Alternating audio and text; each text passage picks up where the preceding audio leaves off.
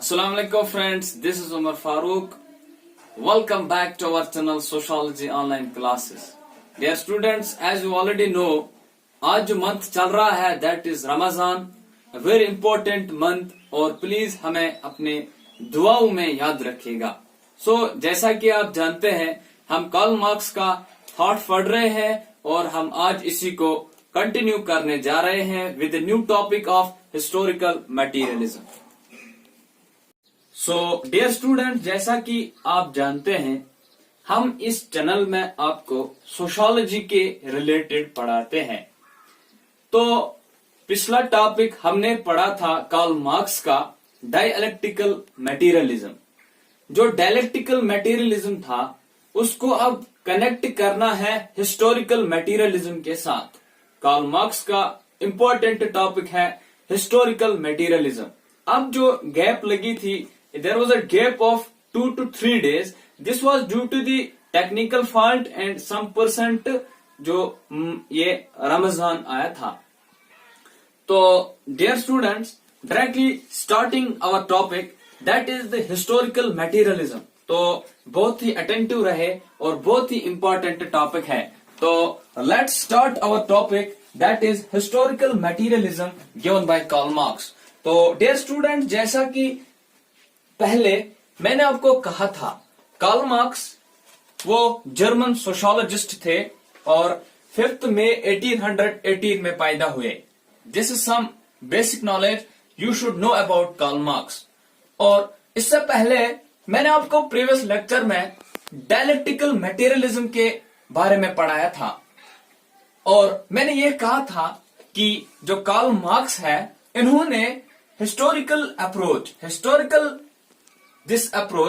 बोरो किया है हिगल से. बट कंट्राडिक्ट यहां पे होता है कि हिगल कहता है कि नेचर ऑफ रियलिटी के पीछे आइडियाज होते हैं. बट अगर हम कार्ल मार्क्स को देखते हैं, कार्ल मार्क्स कहते हैं कि material is everything. Therefore according to Karl Marx जो नेचर ऑफ रियलिटी है that is matter, material means. तो अब हम आज पढ़ने जा रहे हैं व्हाट इज हिस्टोरिकल मटेरियलिज्म. तो डियर स्टूडेंट्स, आपने याद रखा होगा मैंने आपको डायलेक्टिकल मटेरियलिज्म में थीसिस, एंटीथीसिस और सिंथेसिस पढ़ाया था. बहुत ही अच्छा कॉन्सेप्ट है, याद रखिएगा. जैसा कि मैंने आपको पढ़ाया था सिंथेसिस, एंटीथीसिस एंड पहले मैंने आपको पढ़ाया था सिंथेसिस होती है, उसके बाद एंटीथीसिस होती है, देन सिंथेसिस होती है. तो देयरफॉर आप इसको ऐसे याद रख सकते हो, it is action, then there is reaction to the action, then there comes a solution to this problem. तो आप ऐसे ही याद रखो, मैं आगे भी इसको एक्सप्लेन करने की कोशिश करूंगा. तो अब हम आएंगे आज के टॉपिक पर, दैट इज हिस्टोरिकल मटेरियलिज्म. तो डियर स्टूडेंट्स, जैसा कि आप जानते हैं historical materialism it is a grand concept given by Karl Marx and he has borrowed this historical approach from the Hegel. But the point of interest is that Karl Marx differs from Hegel in the ideological point of view that Karl Marx is a materialist. He says that everything, या हम कहते हैं कि economic infrastructure society को shape करता है. Whatever there is the economic structure in the society, the whole society will be as per the economic structure of that very society. अगर हम देखेंगे what is historical materialism, it is also known as materialistic interpretation of history. ठीक, अब अगर आपको कोई बताएगा कि हिस्टोरिकल मटेरियलिज्म क्या है, आप सिंपली कहेगा it is the concept given by Karl Marx. और हिस्टोरिकल मटेरियलिज्म हम कहते हैं Marx general view about society. उसने जनरल व्यू सोसाइटी के बारे में क्या कहा, that is called historical materialism. Therefore student, अगर हम देखेंगे historical materialism is an attempt to explain the origin and development of society from a materialistic perspective. अगर हम देखेंगे कार्ल मार्क्स ने कहा कि जो सोसाइटी का इवोल्यूशन हुआ है, ठीक, क्योंकि it is made up of 2 words, historical then materialism. उसने कहा जो सोसाइटी का इवोल्यूशन हुआ है उसने इस इवोल्यूशन को एक्सप्लेन किया फ्रॉम द मटेरियलिस्टिक पर्सपेक्टिव. ठीक। तो बेटा मटेरियलिस्टिक पर्सपेक्टिव एक्सप्लेन करने के लिए मैंने आपको पहले पढ़ाया था what is base and what is the superstructure according to Karl Marx. Karl Marx ने कंसेप्ट दिया था इंफ्रास्ट्रक्चर और बेस एंड सुपर स्ट्रक्चर। उसने कहा कि इंफ्रास्ट्रक्चर में आते हैं, यहाँ पे आजा, उसने कहा कि इंफ्रास्ट्रक्चर या इकोनॉमिक इंफ्रास्ट्रक्चर, इसमें आता है इकोनॉमी, और सोशल स्ट्रक्चर में आता है रिलीजन। उसने कहा कि जैसा सोसाइटी में इकोनॉमिक स्ट्रक्चर होगा वैसा ही सोशल सुपर स्ट्रक्चर होगा, और this contains forces of production and relations of production. बस आप यही याद रखो कि इकोनॉमिक इंफ्रास्ट्रक्चर में कार्ल मार्क्स ने इकोनॉमी को रखा था और कहा था कि सुपर स्ट्रक्चर एज पर इकोनॉमिक इंफ्रास्ट्रक्चर बनता है। अगर हम देखेंगे कि Karl Marx concept of historical materialism, यहाँ पे Marx theory of materialism is historical. ये क्यों हिस्टोरिकल है? बिकॉज कार्ल मार्क्स ने इवोल्यूशन ऑफ सोसाइटी को, जब उसने देखा कि सोसाइटी कैसे इवॉल्व हो गई, उसने बहुत सारे स्टेजेस को पाया है। He stated that their society has passed through many stages. ठीक? It is called materialistic. Materialistic क्यों कहते हैं? Because Marx has interpreted the evolution of societies in terms of their material और economic basis. उसने कहा कि जो ये सोसाइटी का इवोल्यूशन हुआ है, it is only because of the material and economic basis. ठीक? तो मैंने आपको पढ़ाया था कि डायलेक्टिक्स बाय कार्ल मार्क्स, तो उसने कहा था थीसिस फिर एंटीथीसिस। जैसे कि यहाँ पे थीसिस और एंटीथीसिस होती है, इनके आपस में जब कंट्राडिक्शन होता है, कार्ल मार्क्स ने कहा this is the economic introduction, जो यहाँ पे होती है as a result of which नया स्टूल वजूद में आता है। तो आप याद रखिएगा कि हिस्टोरिकल मटेरियलिज्म कंट्रीब्यूशन बुक एक है to the critique of political economy, Karl Marx की है, उसी ने इसमें हिस्टोरिकल मटेरियलिज्म को एक्सप्लेन किया है। तो बेटा अगर आप यहाँ पे देखेंगे कि व्हाट इज हिस्टोरिकल मटेरियलिज्म, आप ये भी कह सकते हैं it is general view given by Karl Marx regarding the society। अब कार्ल मार्क्स ने क्या कहा? उसने कहा सोसाइटी इवॉल्व हुई है but through the economic process. जब इकोनॉमिक स्ट्रक्चर चेंज होता है सोसाइटी में, उसी के साथ साथ सोसाइटी का सुपर स्ट्रक्चर चेंज होता है। देयरफॉर कार्ल मार्क्स ने लॉ ऑफ डायलेक्टिक्स में कहा था कि जब सुपर स्ट्रक्चर चेंज होता है, सुपर स्ट्रक्चर में इकोनॉमी आती है, इंफ्रास्ट्रक्चर में इकोनॉमी आती है, तो सुपर स्ट्रक्चर जो रिलीजन, शेप, माहौल सोसाइटी का होता है, it changes due to the infrastructure of the society. अब देखते हैं कार्ल मार्क्स ने क्या कहा। इंपॉर्टेंट इसमें आपको ये याद रखना है why it is called historical materialism, because Karl Marx ने सोसाइटी का जो हिस्ट्री इवोल्यूशन देखा है, he has seen in the materialistic form. क्योंकि कार्ल मार्क्स हेगल से बोरो किया है ये approach, historical approach, but he retained, उसने रिटेन किया मटेरियलिस्टिक अप्रोच। अगर हम देखेंगे कार्ल मार्क्स ने कहा कि जो सोसाइटीज का इवोल्यूशन हुआ है, there are following different phases of society, जिनसे सोसाइटी इवॉल्व हुई है। तो अगर हम देखेंगे, पहला स्टेज है primitive communism according to Karl Marx, next is slavery, next is feudalism, capitalism, socialism and communism.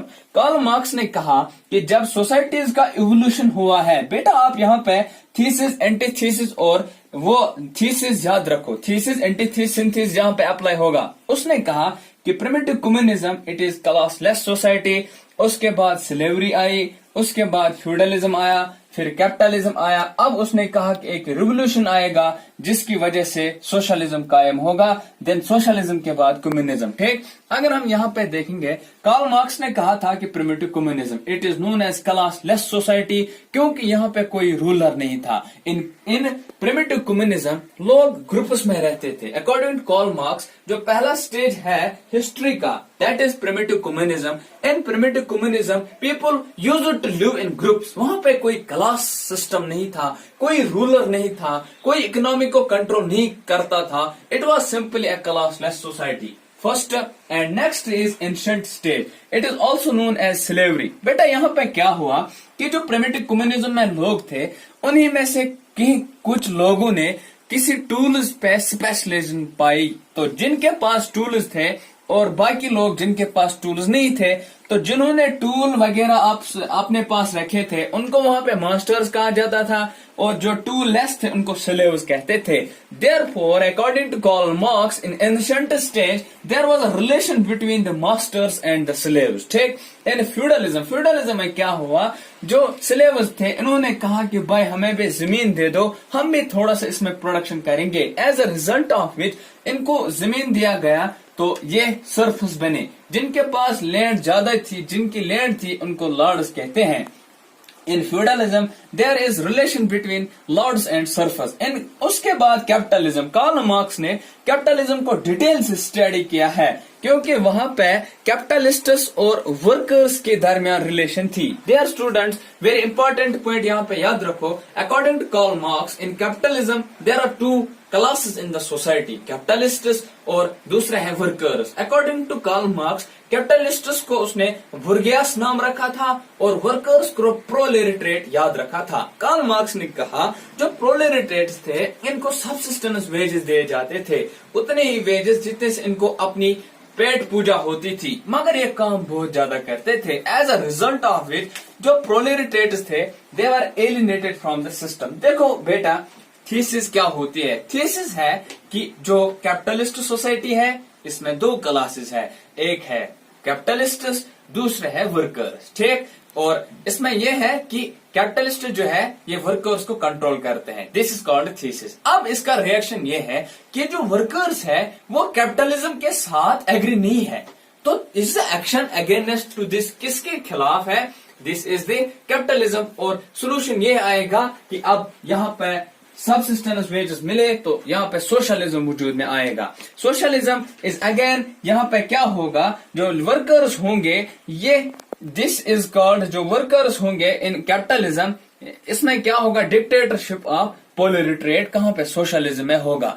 क्योंकि एक रिवोल्यूशन आएगा जब सारा कुछ प्रोलेटेरिएट्स के हाथ में होगा, फिर सोसाइटी को कंडक्ट कौन करेंगे? प्रोलेटेरिएट, यही वर्कर्स करेंगे। फिर मगर कहते हैं कार्ल मार्क्स की ऐसी सोसाइटी वजूद में आएगी जिसको हम जस्टिस सोसाइटी होगी, जिसमें कोई कॉन्फ्लिक्ट नहीं होगा, तो उसके बाद कम्युनिज्म आएगा। अब कम्युनिज्म बेटा इंपॉर्टेंट यहाँ पे ये है, क्वेश्चन अराइज हो सकता है, अगर सोशलिज्म और कम्युनिज्म इसमें डिफरेंस क्या है? डिफरेंस बेटा ये है कि सोशलिज्म में रूलर होता है और कम्युनिज्म में कोई रूलर नहीं होता है, क्लासलेस सोसाइटी, क्योंकि यहाँ पे प्रोलेटेरिएट्स ने कंट्रोल किया था और कम्युनिज्म में कोई नहीं कंट्रोल करेगा, it will be just as primitive communism. तो डियर फॉर स्टूडेंट्स, आपने यहाँ पे कार्ल मार्क्स के डिफरेंट स्टेजेस ऑफ हिस्ट्री को यहाँ पे पढ़ा आज। दैट वाज प्रिमिटिव कम्युनिज्म, उसके बाद स्लेवरी थी, उसके बाद फ्यूडलिज्म था और capitalism, socialism. Very important stages as per the entrance is taken into consideration।